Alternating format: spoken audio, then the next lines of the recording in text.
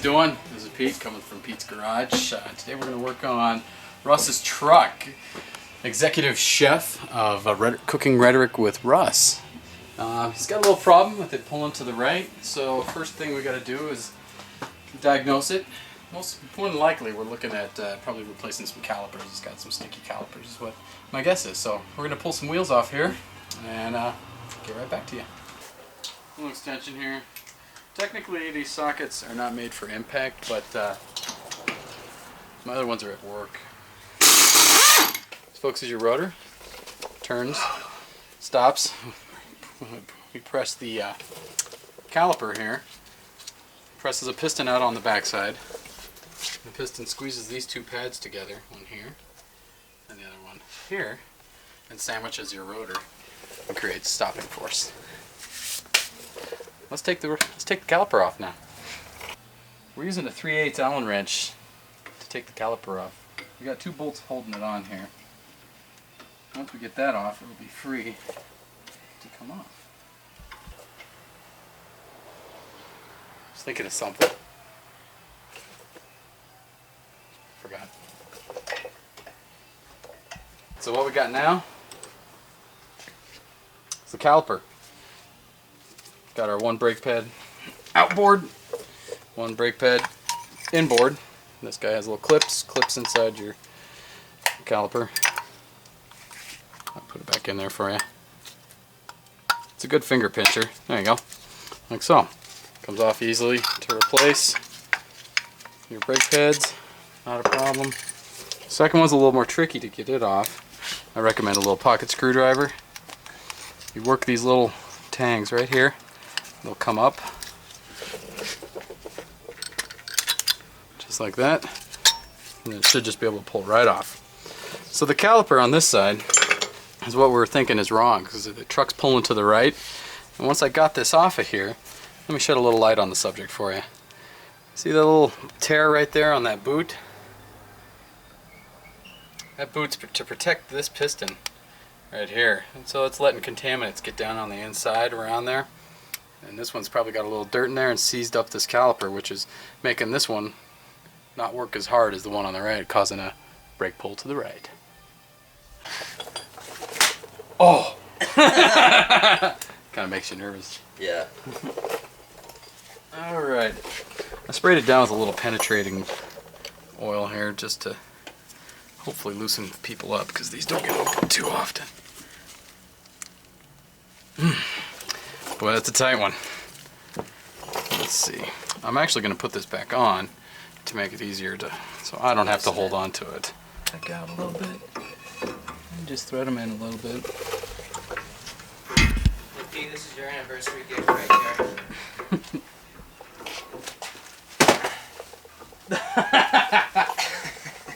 That's awesome. Thanks, brother. Some weed spread. Weed spread.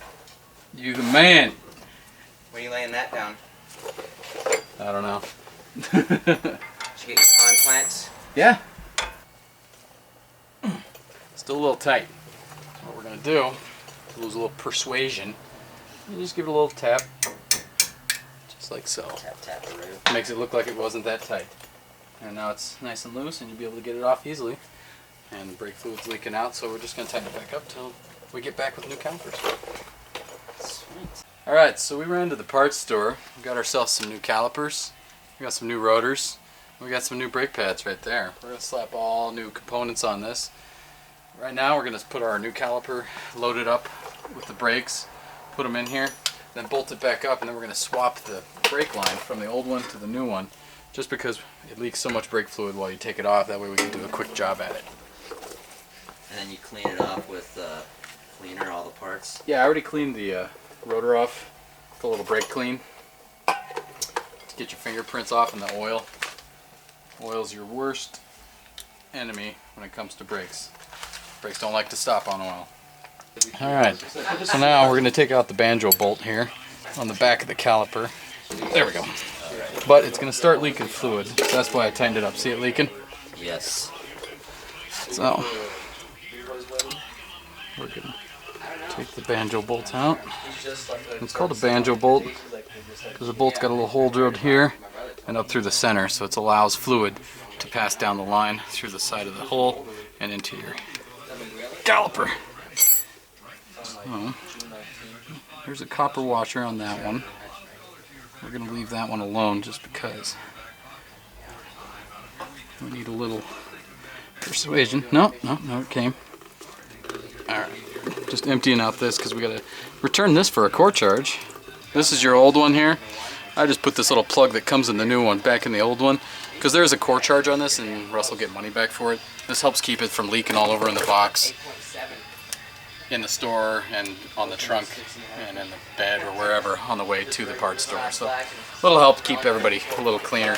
Mr. Dan Cavazos, he's pressing on the brakes for me, which is like somebody would do at a stop, and then when I crack the little nipple down here on the brake caliper, that's his foot is actually traveling down to the floor on the brake. It's relieving the pressure on it, and it's pushing the air out of the lines and out of the caliper, and that's bleeding the brakes for you all the way down. Fill that up. Right now we're just compressing the piston out of the caliper here, filling up so that we can get the pressure. Push it down again. You can watch this thing will move a little bit. What's the tube on there for? You got it all pressed down now? So now we're going to check the oil up here. We're going to... So this is your brake fluid. Good and full right here. So I put this tube on here so we can see the fluid coming up out of it. And it also keeps it a little cleaner here while we're doing our bleeding. I might have screwed myself here. Oh, we're in good shape. Alright, you got pressure? Push down. Let me know when it hits the floor. Now we're gonna crack it open. It's down to the floor. It's down to the floor? Yep.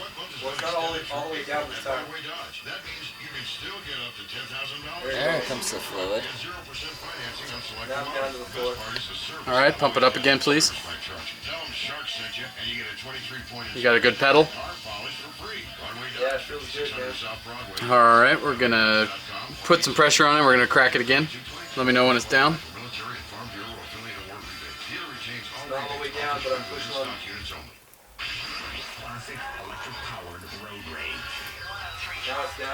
And then we'll shut it off.